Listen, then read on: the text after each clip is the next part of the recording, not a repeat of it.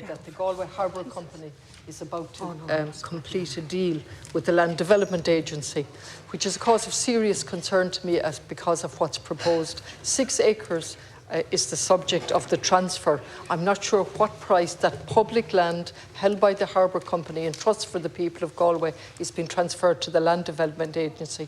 But equally of great concern to me are the headlines that on this public land we're going to have premium housing as opposed to premium social housing, premium affordable housing. And in my opinion, in the serious crisis that we have in Galway, that land should be used for public housing. I can't tell you how bad the crisis is in Galway. I repeat it every time, every week after week, I take part in debates, and then I see premium housing on public land. Thank you. Thanks very much, Deputy Connolly.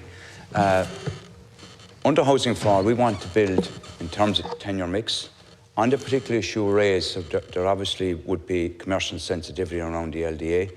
But if you want to send in a note on it, it's something we'll follow up on your behalf.